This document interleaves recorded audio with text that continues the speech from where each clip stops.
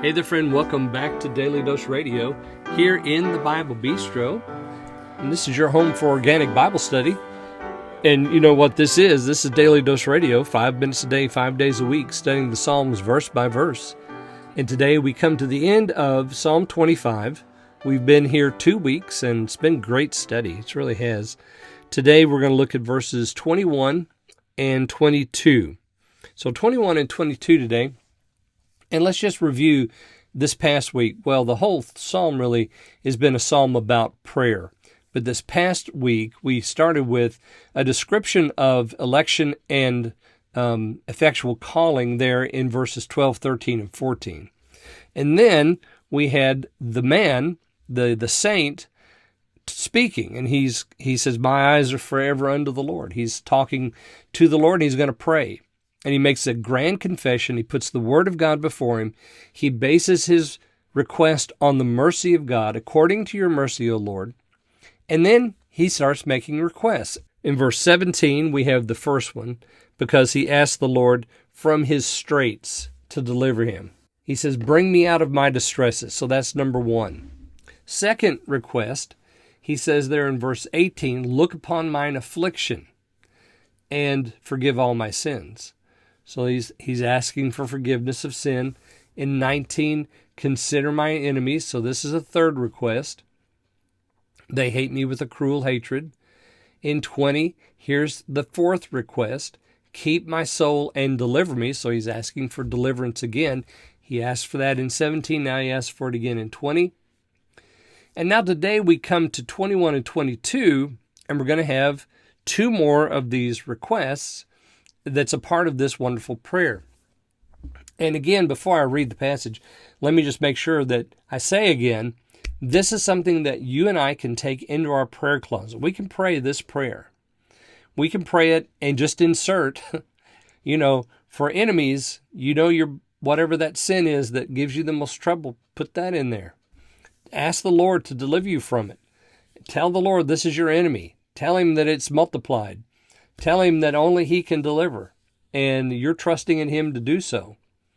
This is a perfectly wonderful outline for praying. This whole psalm is, but this especially. And now we come to requests 4 and 5 today in 21 and 22. Let integrity and uprightness preserve me, for I wait on thee. Redeem Israel, O God, out of all his troubles. Okay.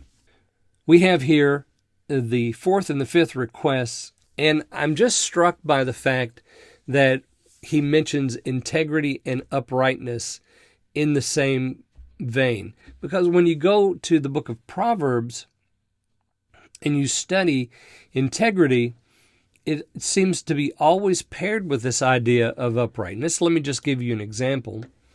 In Proverbs chapter 11 in verse 3, here's what Solomon said, the integrity of the upright shall guide them, but the perverseness of transgressors shall destroy them. So again, the integrity of the upright. Who are the upright? The ones that are members of the church, the elect. They're the ones who are upright, and they're really the only ones that have the opportunity to have integrity. And so integrity and uprightness are linked. They're joined together. The integrity of the upright shall guide them. And what does he pray for here in 21, in our passage in Psalm 25? He says, let integrity and uprightness preserve me. That's good, isn't it? Because it will. According to what Solomon said, the integrity of the upright is going to do a job. The integrity of the upright shall guide them. Here he says, let it preserve me. Why is that? Because when you walk in integrity, you're going to deny evil an opportunity to trip you up when you walk with integrity. It's not easy to do, but when you do so, when you walk according to the Lord's way, you're going to find that you are preserved from a lot of trouble. A lot of people get in because they don't walk in integrity. And then he has this prayer in verse 22 for the church. Redeem Israel, O God, out of all his troubles. Now, David, of course, when he writes this, means Israel, but as we read this and we understand we're talking about election and effectual calling and the person that has integrity and uprightness, which only come from the imputed righteousness of Christ, then we know that here we're talking about the church universal, the church militant. Right now, in this life, O God, redeem Israel, because the church is in great trouble. It always has been.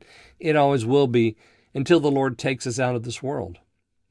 All right, well, join us again next time, and next time we're going to look at Psalm 26, another Psalm of David, here on Daily Dose Radio.